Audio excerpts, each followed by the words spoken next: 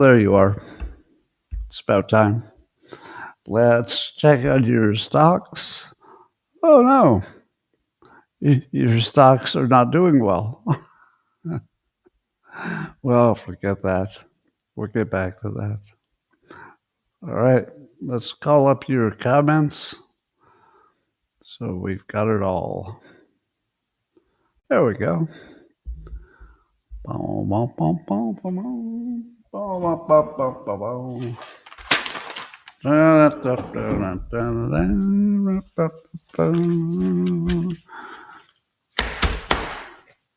Good morning, everybody, and welcome to Coffee with Scott Adams.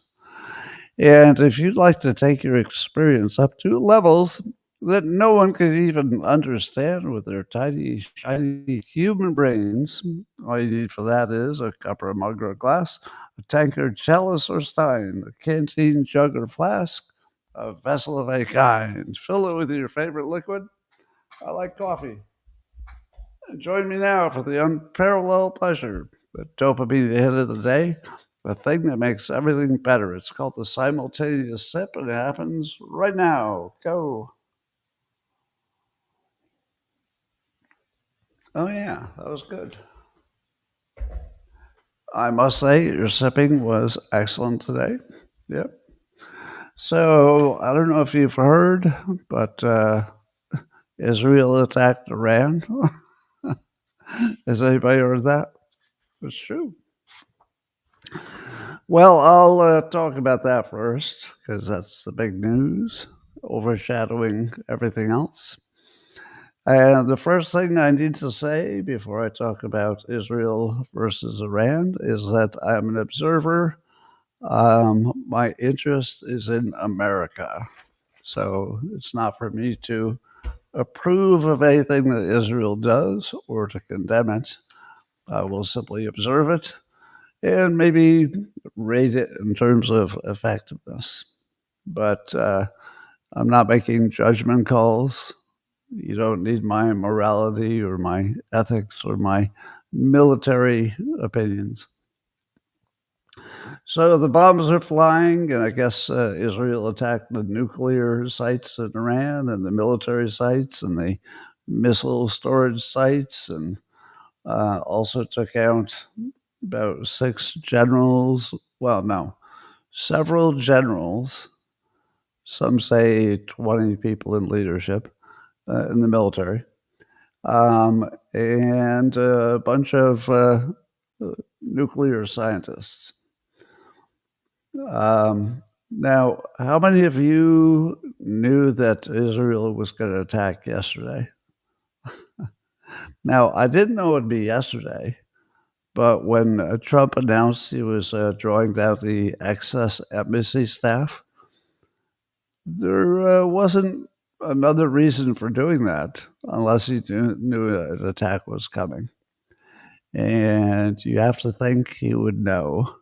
And he did. So he had some advance warning. Now, some people say that Trump was only negotiating because it would keep Iran thinking, oh, the attack is not coming today because they're still negotiating. But I think when Trump drew down the embassy staff and tried to make sure that there were fewer targets over there that were American, I've got a feeling that the Iranians said to themselves, uh-oh. That would suggest that Trump, maybe is, already been warned about something. And sure enough, the bombs came pretty soon. Now, that was also after I told you yesterday, the IAEA found a violation in what Iran was doing with its nuclear program. And Iran was being defiant about it as opposed to trying to rectify that problem.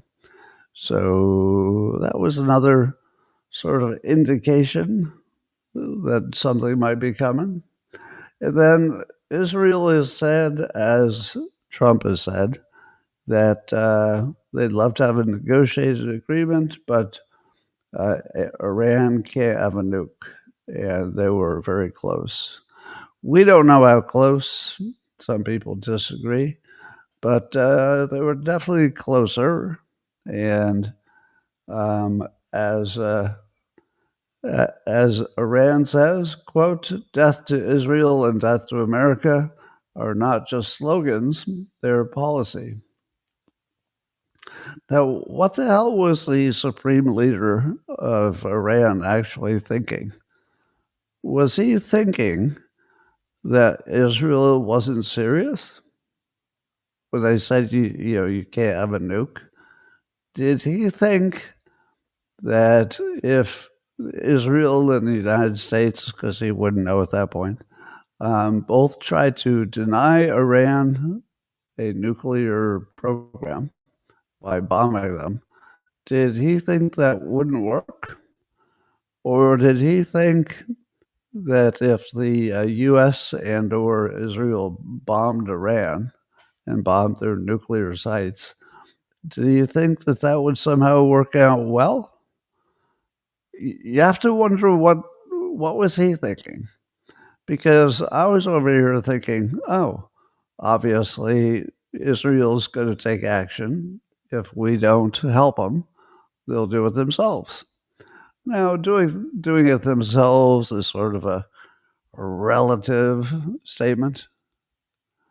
Yeah, we've been saying for years that they're close to a nuke, but they're probably closer. And it was sort of obvious that Israel was going to attack because they basically said so.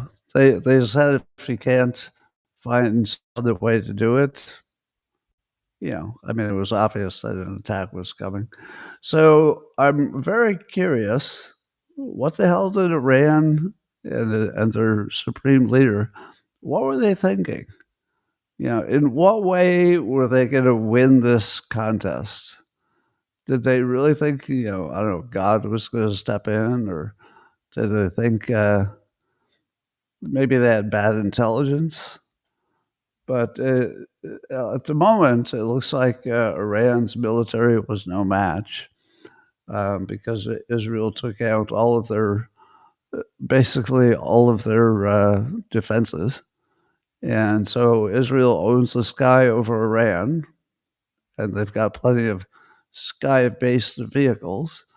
And it looks like Iran shooting back 100 drones, which in today's day and age doesn't seem like much.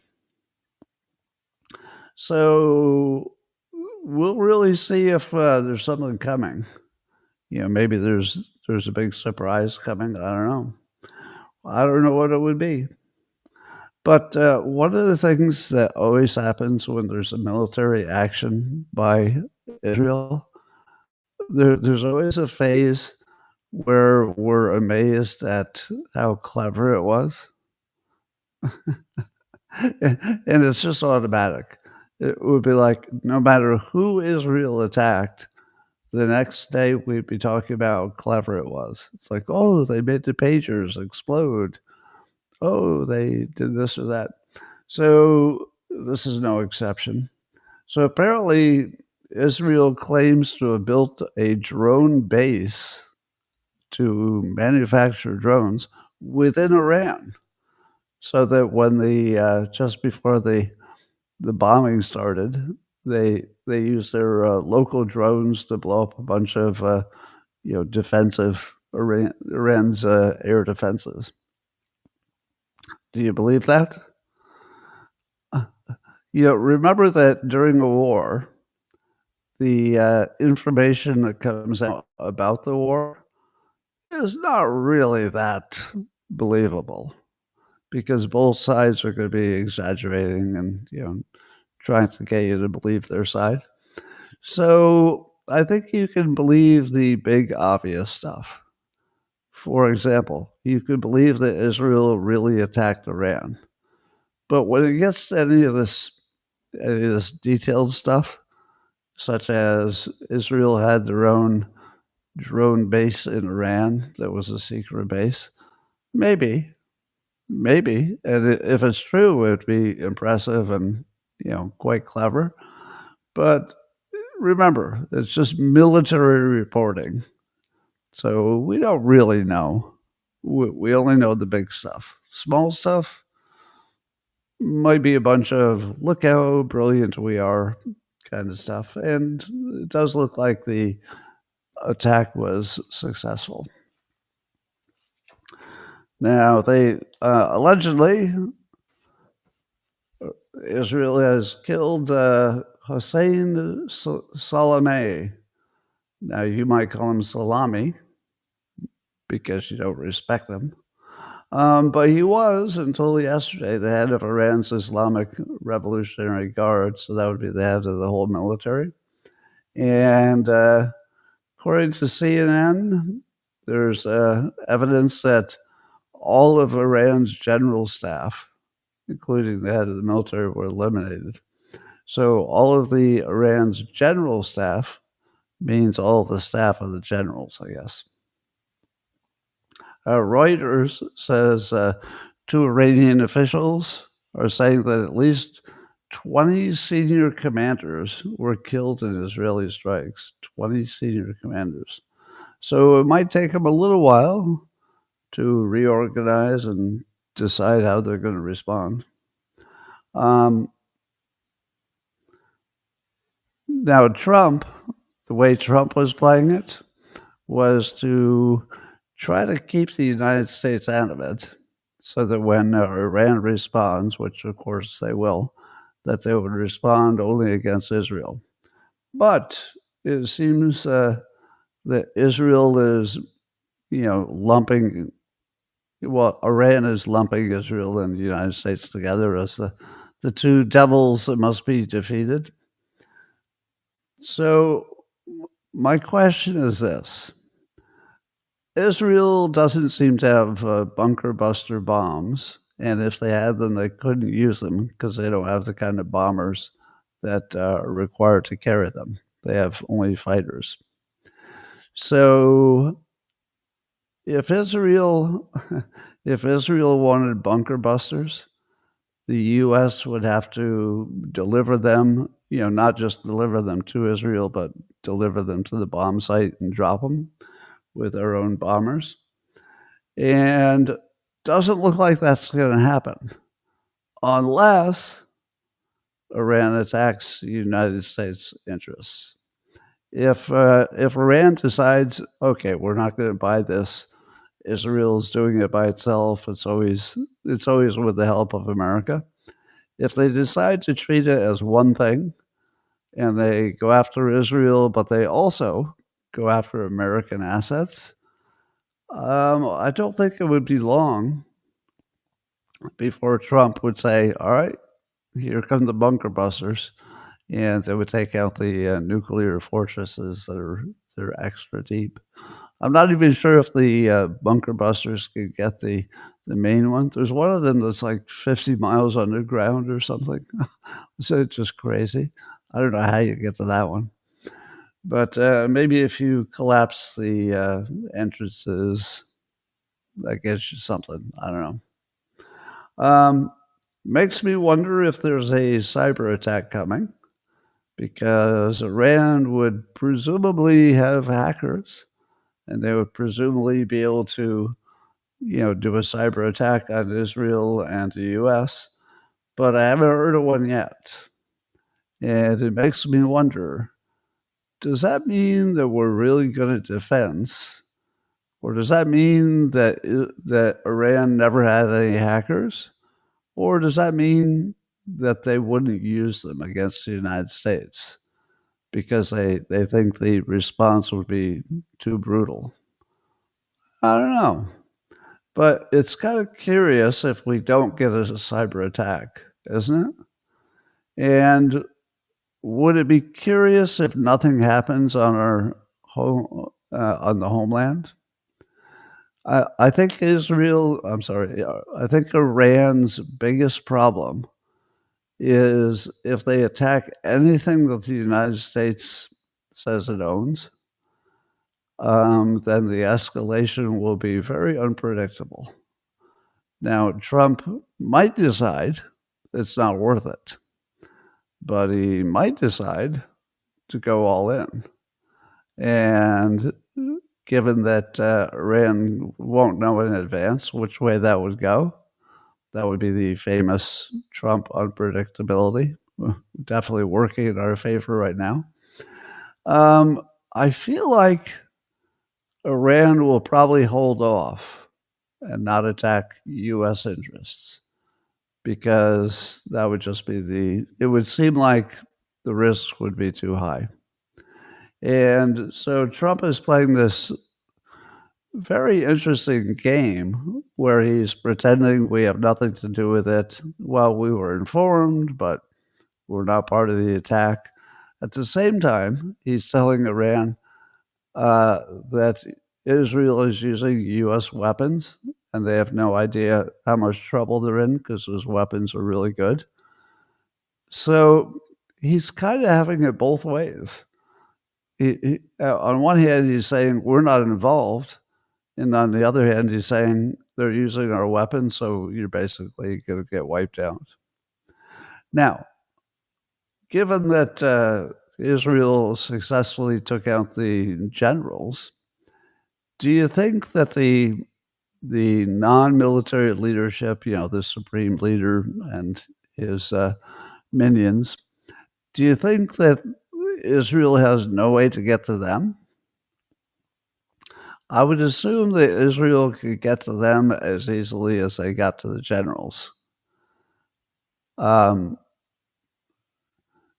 so, so one possibility is that Israel is making sure to keep alive the current leadership, so they have somebody to make peace with. I guess that would make sense. On the other hand, it's entirely possible that Israel has decided that they're going to go for a total victory. Total victory would be replacing the leadership. But the ideal way to do it would be if the local population decided to stage an uprising because they didn't like the war that their leaders got them into. However, now that we've all been Mike Benzized, we understand how color revolutions work, and we understand when the CIA is involved and USAID used to be. If you heard that there was a internal local Iranian uprising against the leadership, would you believe that was organic in 2025?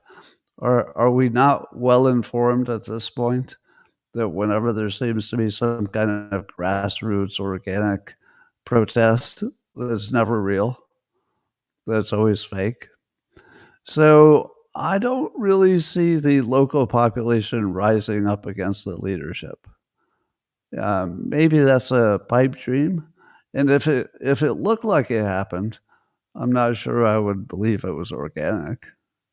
So could be something inorganic is being planned, but no way to know. Trump is actually he said that he had given Iran 60 days to come up with an agreement, and that Israel attacked on day 61. So he's basically said, "Yeah, I told you." Now, one thing I like about that is that when Trump makes a threat, at least in most cases, he's willing to go through with the threat. So if you were the Iranians and you knew that he gave you a 60-day deadline, well, now you know what happens on day 61. It's not so good. So, that might be something that works in our favor in the future. But Trump is actually inviting Iran back to negotiations, even while the bombs are flying. So he really is trying to have it both ways, which is that, he's the badass, you better not cross me and go more than 60 days. At the same time, he's the one saying, no, we don't need any war. Just come negotiate. Come on, come on, come on over here and negotiate. We'll take care of this. But since since we know that Iran will not give up their nuclear program, even at the cost of losing everything, why? I don't know. It just seems they're not being rational, or maybe they've underestimated the will and military might of Israel. At least it's a little bit puzzling why they would act the way they are, because it doesn't look like they have a good hand, and they would have to know that. You know, what could they look at the current situation and say, well, it looks like we have some strategic advantage over Israel? Not really. They're probably weaker than they've ever been. So it's hard to explain unless it's just, messianic religious irrationality or something, whatever it is. Anyway, um, so Senator Fetterman, is all in on this attack. Well, why is Fetterman so wildly pro-Israel? I mean, it's not unusual that someone in the Senate would be pro-Israel, but he's sort of almost humorously, laughably pro-Israel. What is up with that? We don't know. So Israel says that their mission will take 2 weeks to complete. Does anybody believe that will take 2 weeks? No. They couldn't possibly get what they want in 2 weeks. How in the world? Like, why would they even think that's possible in 2 weeks? I would say maybe a month or 2, but they're not gonna, hostilities are not gonna stop in 2 weeks. How are they gonna get all of their, nuclear assets in 2 weeks? I don't know. There were probably thousands of targets if you count the military plus the nuclear plus whatever else they need to bomb. I don't know. 2 weeks seems a little fast, but it does make sense to say 2 weeks because then you're giving people a sense of, a target. Certainly, if they could get it done in 2 weeks, they would be happy with that. But what does it mean to be done?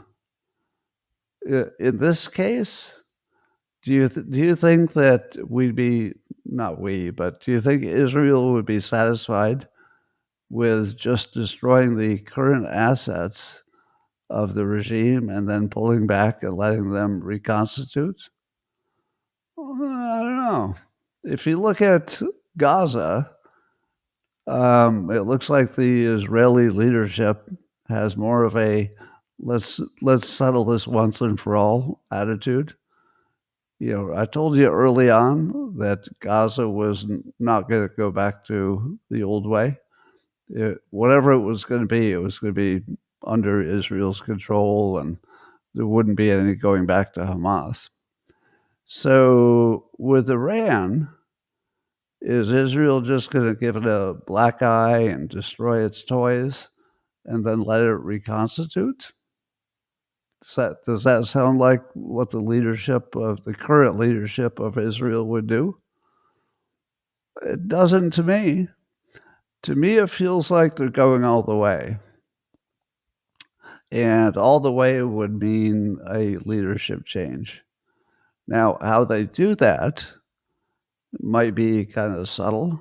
In other words, I don't expect them just to blow up a building where the grand leader is, because then it just gets replaced with the next radical guy.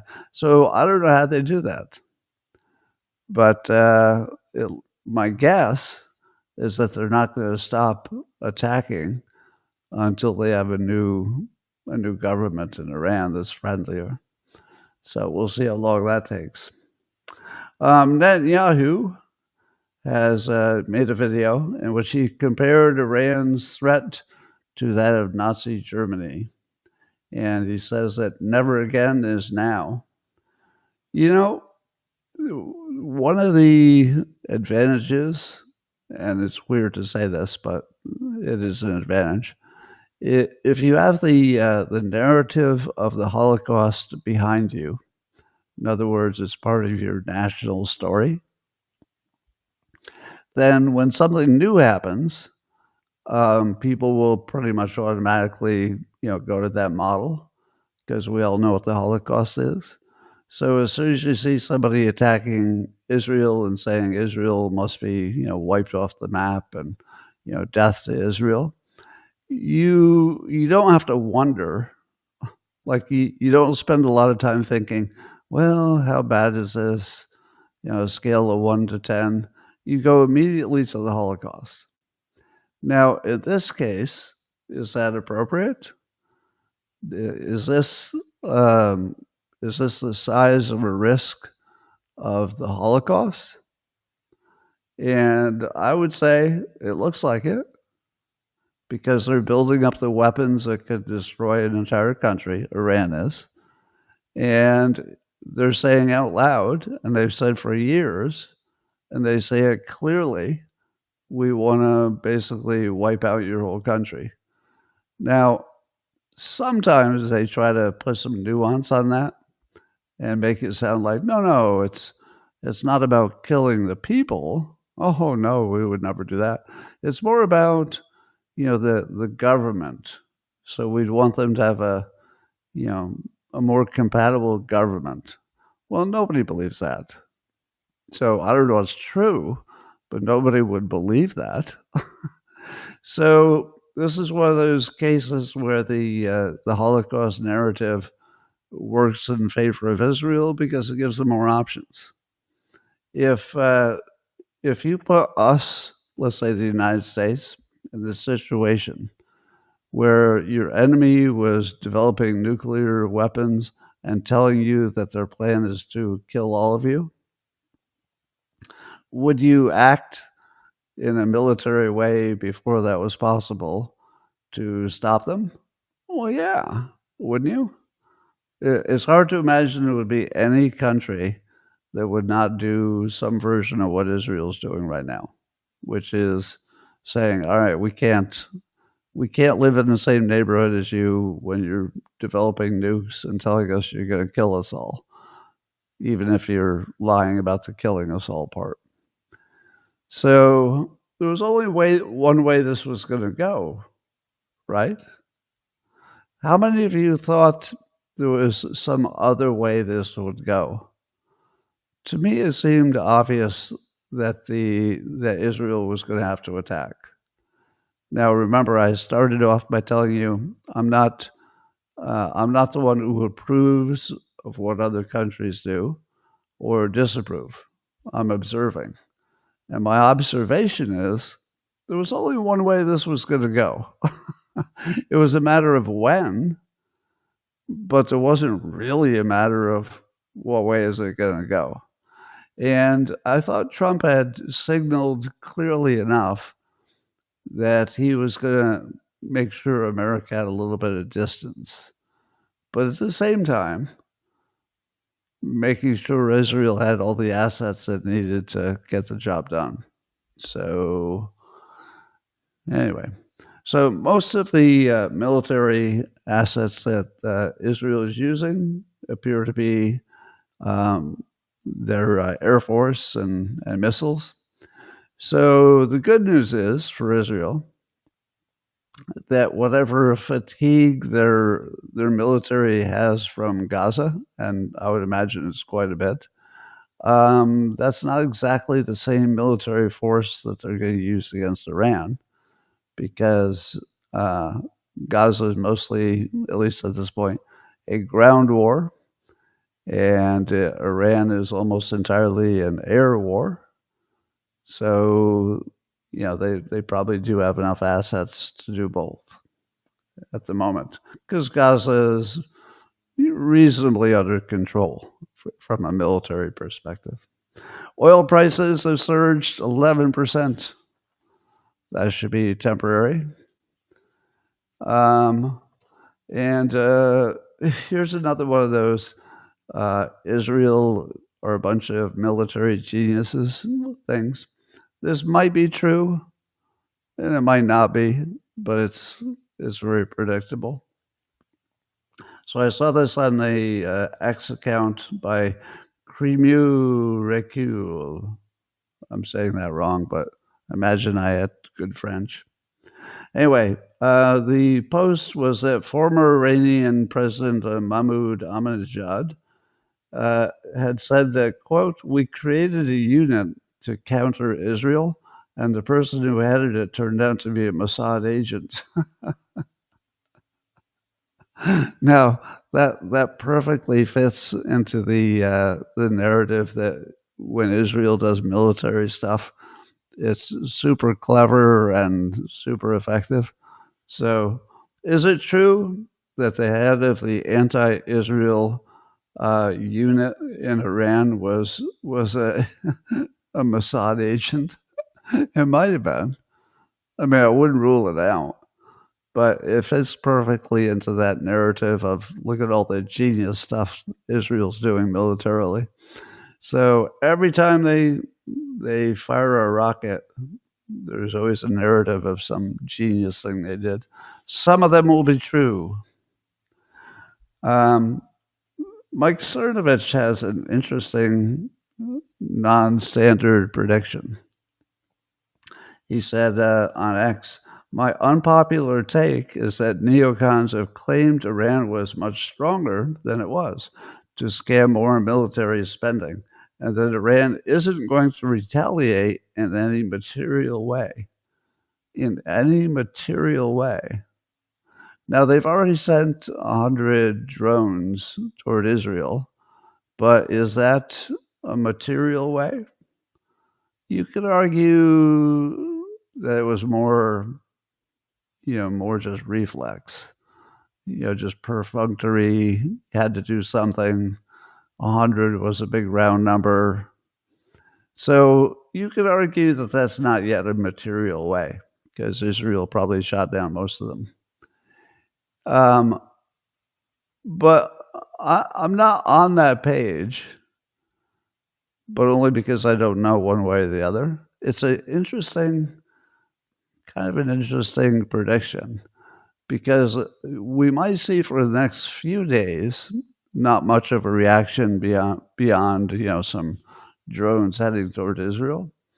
But is it possible that Iran would say, we better not really do anything material? Now, material would be a major attack on the homeland of the U.S., not necessarily by rocket, but if they had assets that are already embedded here, they could do all kinds of terrorism. I'm sure they're trained to do that. So I will join with Cernovich this far, which is you could imagine a range of things that Iran could do that would be bad for the United States. I feel like they're not going to do the whole range. In other words, I don't think there would be much of a cyber attack, even if they're capable of doing one. There might be a little one or, maybe one we don't know where it's coming from.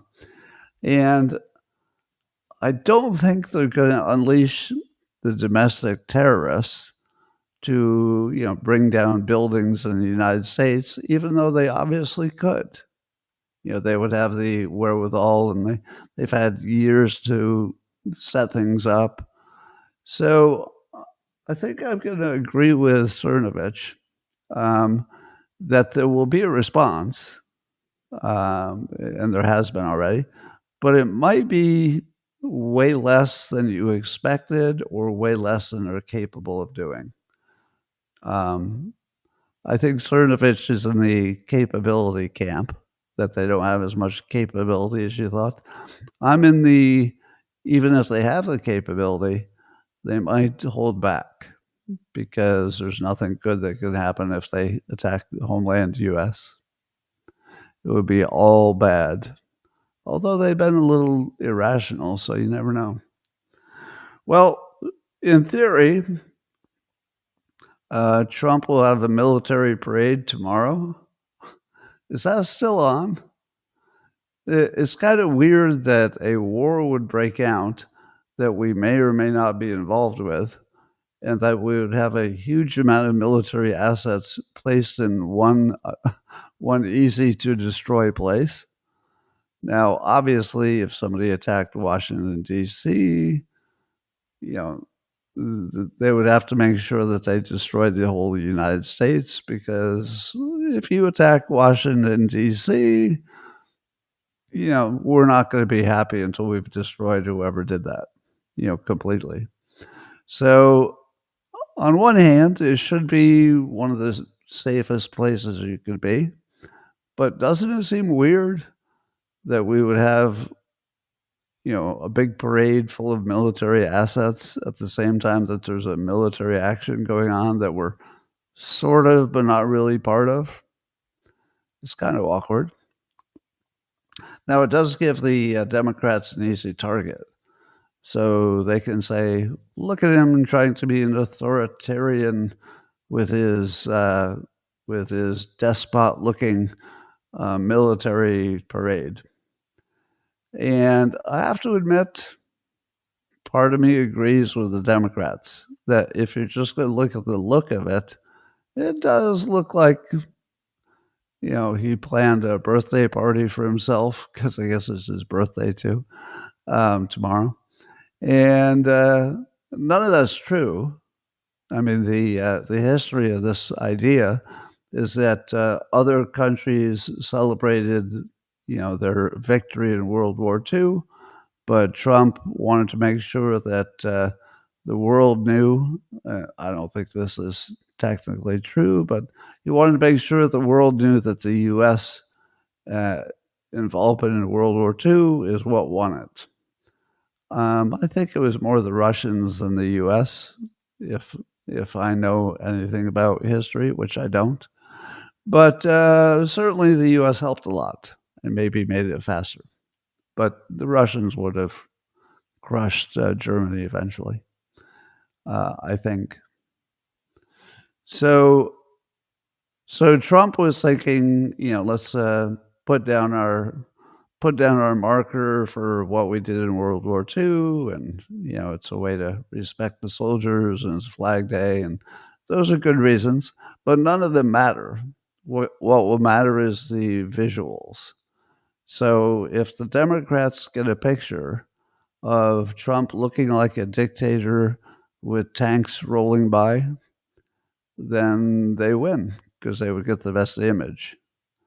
If Trump pulls off a dignified, respectful, military parade where it just looks like we're strong and patriotic, well, then he's at least going to break even.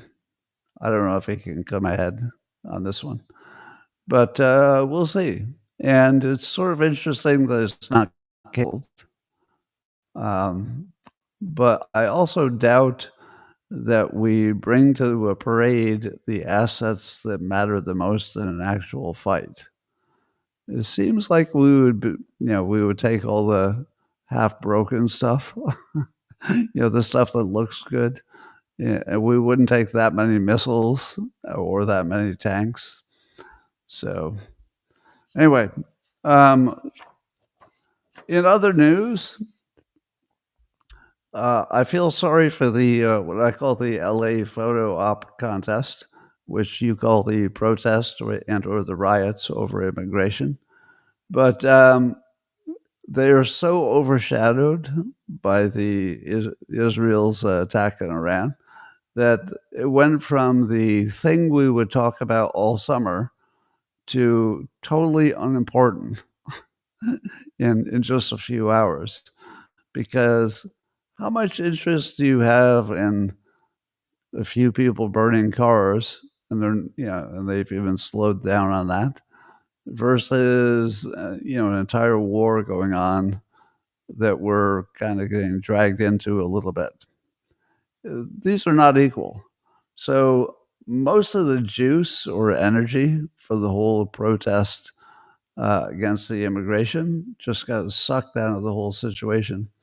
But I saw a take by Chris Cuomo, News Nation, that I had not seen before, and it changes everything. So obviously, most of you know the demonstrations or the riots are organized. They're not organic in any way.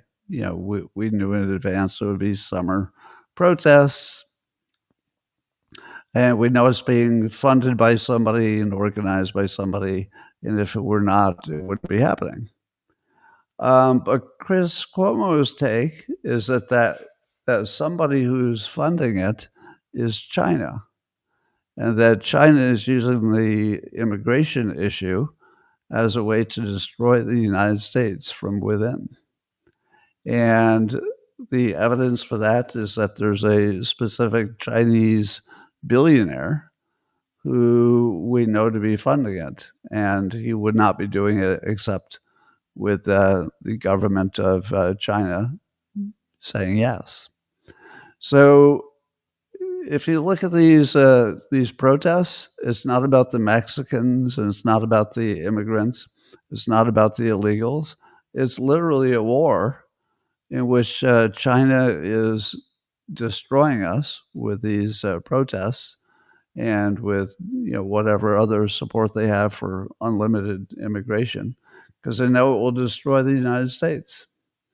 And I know that Trump said he was going to be looking into the funding, but what if he finds at the same time he's got these great trade deals with China? What if he finds that China is behind the protests? Because according to Chris Cuomo, I mean, he works in the news business, he's not guessing.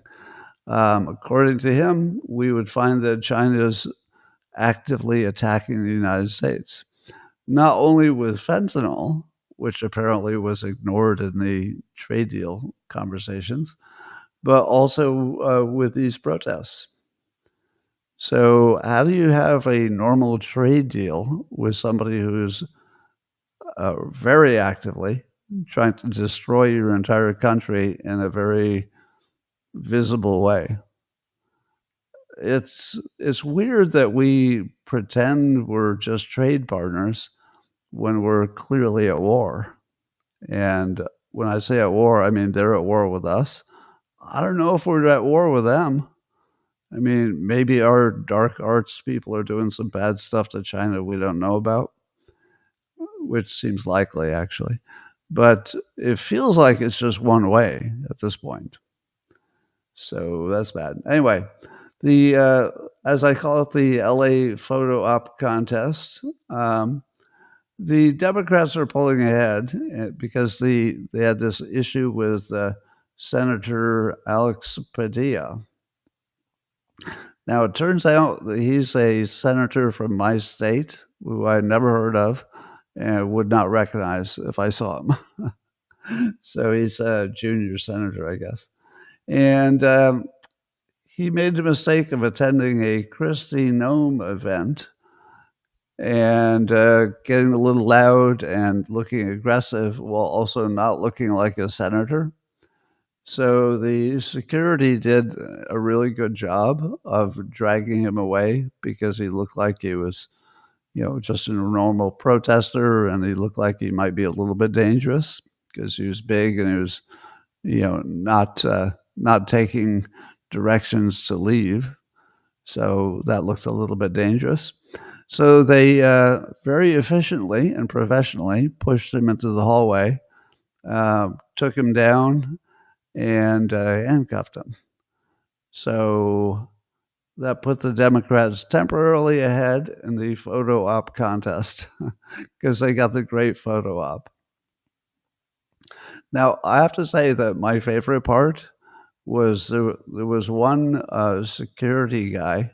I don't know who he worked for, but he was about half the size of Padilla, who looks like a big guy. And the small guy was just manhandling Padilla and manhandling him into the hallway. It was kind of impressive. He was obviously good at his job. Anyway, so security did a good job there, in my opinion, but Democrats got the video and they got the photograph, and then they got to be into full dramacrat mode. You know, the dramacrats. Oh, if they could do that to a senator, oh, what could they do to a poor shopkeeper? Oh, what will they do to you if they could do that to a senator? I'm crying. So the Dramocrats just need a good photograph and a good story, and they got both. So they are temporarily ahead in the photo op contest. Um, Speaking of who's funding it, Trump said recently, I believe they're paid, and we're going to find out through Pam Bondi and her great staff. And I guess my question would be this: is there anything illegal about paying and organizing a protest in the United States? And what would it be? What would be the law that's being broken? I want it to stop, and I want us to know where it's coming from, but I don't know if it's illegal. So that's an open question. Separate from the LA protests, but maybe they have some connection, I don't know, is the No Kings protest, which is allegedly triggered by the military parade. So it'll happen tomorrow at the same time. And the idea is that while all the imagery is showing these tanks and making Trump look like a dictator, that they will say, no kings. So it's a protest to challenge Trump's perceived use of the army as a show of force and symbol of authoritarianism. Now, does that seem a little too conceptual to you? Let me tell you what the No Kings movement will accomplish. So apparently it's nationwide. So there will be a whole bunch of events, and they will all be marching with signs that say, no kings, no kings. And there'll be a picture of Trump. Now, what if I taught you about how the brain processes information? If I told you no kings, does that make you think of no kings? No, it makes you think of a king. If I tell you Trump is no king, does that make you think, oh, I guess that removes my thoughts about Trump being a king? No, it makes you think about Trump being a king. So the weird part about this is that prior to the No Kings March, I guess it's tomorrow, there was really zero chance that Trump could ever become the king of America. But now it's possible. It's made possible because if the news reports endlessly about an event called No Kings, and then you see pictures of Trump, you will associate in your mind Trump and King over and over again until half of the country thinks it's a good idea. So this is the dumbest event in all of events, because they're taking something that has 0% chance of happening, Trump becoming a king, and they're raising it to 5%. It's still very unlikely,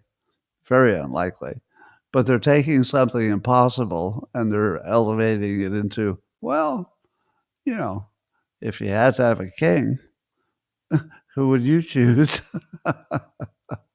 I mean, think about it. We don't want a king, but if you had to have one, how many people would choose Trump? About half of the country. So it's kind of hilarious to me that they don't understand what they're doing. So yeah, no king. Meanwhile, Gavin Newsom, who is basically Triumph the insult dog now. Yeah. Do you remember there used to be a puppet on, was it Conan O'Brien show? There was Triumph the insult dog. and the dog would just insult people. That's what Gavin Newsom is now. He doesn't have any policies. He doesn't have any ideas, but he wants to talk about Trump every single day, and he wants to be Triumph the insult dog with a bad haircut or a good haircut, I guess.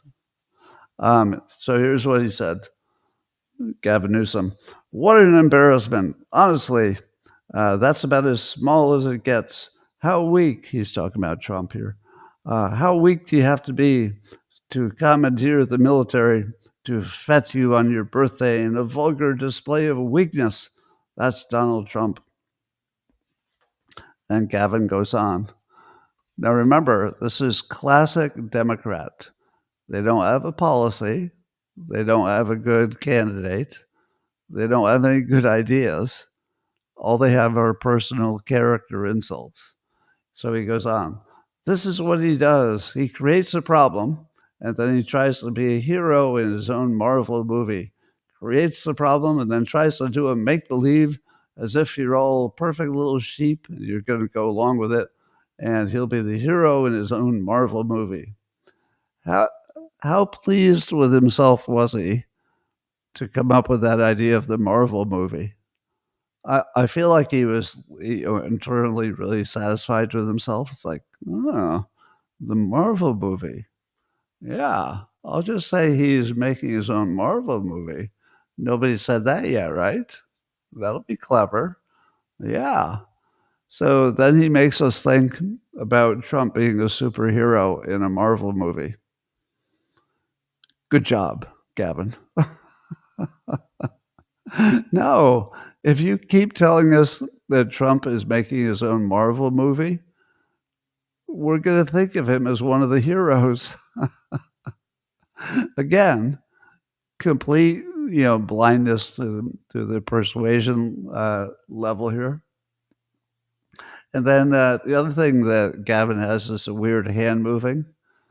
So I should have read this with the right hand movements. Let's see if I can do that. This is what he does. He creates a problem, and then he has to be a hero in his own movie. It's like a Marvel movie. Anyway, that's enough of that. That was me moving my arms in case you're listening on audio. All right.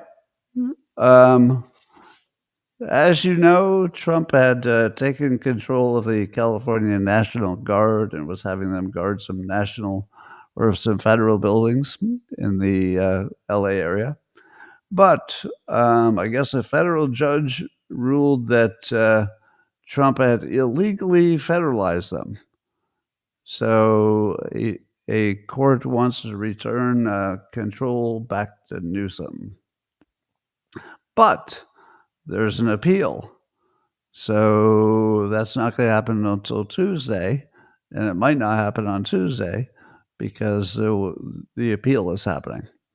So somebody's going to be in charge of the National Guard. But it doesn't sound like much of a king, does it? Let's see. A king would be in control of the military and all branches of it. But Trump, he didn't do the right paperwork because it's really just a process problem. It's not even a question of whether the president could have control of the National Guard. It's a question of whether he did it through the proper channels, which would require the state to agree, I guess. Which doesn't make sense to me, but maybe I have that wrong. Anyway, in other news, Bernie Sanders and Angus King of Maine, they're both independents. They're proposing a ban on big pharma ads on TV. Zero Hedge is talking about this. Now, what would happen if they succeed? If they succeed, then the biggest revenue source for the news network business would be removed. So the Federal Court of Appeals stayed the order 3 hours later. Okay. Thank you. So what would happen? How would we know what's happening in Israel if you didn't have the networks that have pharma commercials. Something would have to happen to either deny us news, at least the expensive kind of news, where you have to go on location and stuff, or there'd be an entirely new news model that has to be invented. I don't know which it would be. But I also don't know what the odds of this passing are. I think it's probably low because the pharma probably has a lot of lobbyists. So probably it won't go anywhere.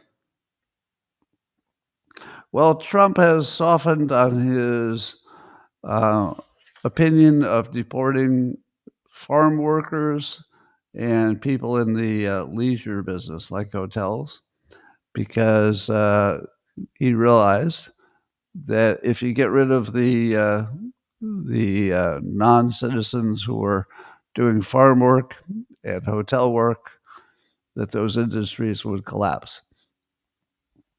Now, there is a legitimate difference of opinion about how hard you should go at the immigrants who are doing work. Let's say work at a farm. I think Trump used the example of some people who have been working at the same farm for 25 years. Now, are we better off if we deport the people who are doing those jobs? Well, you probably say to yourself, it depends. If we can fill those jobs with American citizens, then we're better off deporting everybody. Even if it's cruel, the country would be better off. I would argue that your opinion of whether an American-born citizen can fill those jobs is entirely based on your personal experience in those domains. Now, I have experience in the leisure business domain, specifically restaurants locally. And I can tell you that if you tried to fill those jobs with American citizens, you wouldn't come close. Now, why? I don't know. I don't know. But these are not jobs that you could just say, hey, I now have opened up a whole bunch of farm jobs. Come work for me. Now, maybe because they don't want to work that hard for that amount of money, maybe because the location, they don't know how to relocate, it's expensive. Maybe. I don't know what the reason would be, but I guarantee you that those industries would have one hell of a time staffing if they had to use American citizens. What's wrong with American citizens? I just don't know. But it's true that if you live where there are tons of immigrants, you can get any service done fairly quickly.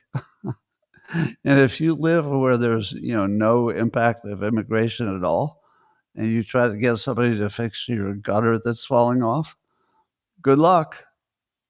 Good luck on that. It's just really, really tough to find Americans to do a certain level of business. They just won't do it. They'd rather be unemployed. So there's room for disagreement as to whether that group of people should be deported. I'll tell you from my real world experience, it's not going to buy you anything. You're not going to come out ahead. So whatever you want to do with that, you can do with that. So apparently there's a website now that starts to describe the Trump Gold Card. That's where if you have $5 million and you're willing to invest a certain amount in the U.S., you get to be a citizen.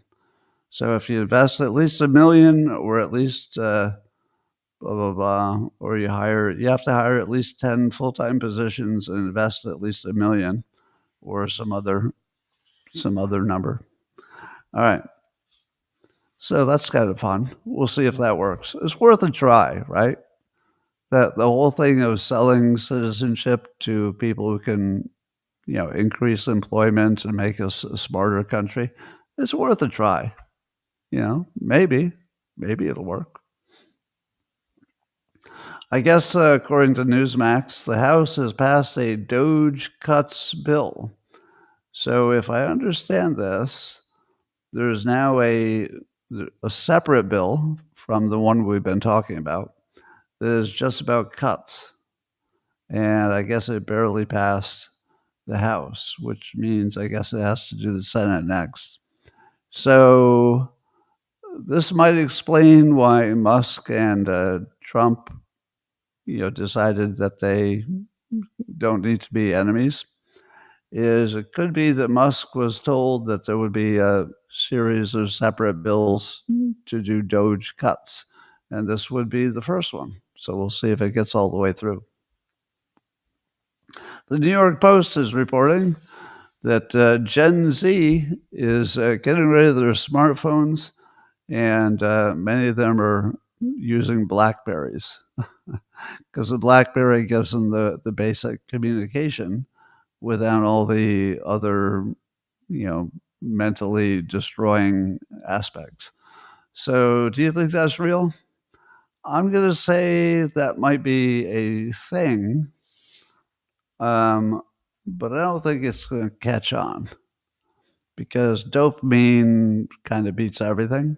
I I definitely respect the people who say I'm going to try to get off the dopamine trail, or dopamine train, I guess, and I'm going to have a BlackBerry, and that'll be bad enough, but at least it won't be all those other apps that destroy my brain. I I get that, but the dopamine uh, the dopamine pull of a smartphone, I think is way too strong. So I don't see the BlackBerry thing becoming like a trend that eats the smartphones. I see it as something that a small group of hipsters who didn't get that much dopamine anyway from the apps might be willing to do for a short time. But I don't see that being a big thing. We'll see. According to Zero Hedge, a company called Micron is going to invest $200 billion in America to reinforce our global chip dominance. So that would be another big win for Trump and his desire to get chips and cars and other high tech things made in America. This one's a big one, $200 billion. Obviously over a number of years. Stanford research finds that a therapist chatbot will just make things worse if you have schizophrenia, delusions, or suicidal thoughts. This is written up in Futurism. Does that surprise you? So, a human therapist, you might break even, but a chatbot therapist might make it worse. You might even end your life. That's bad. But it makes me wonder if this study was done by therapists who didn't want to lose their jobs. Oh yeah, no, the chatbot therapist will kill you. Yeah, you better pay me $400 an hour. So I don't trust that study.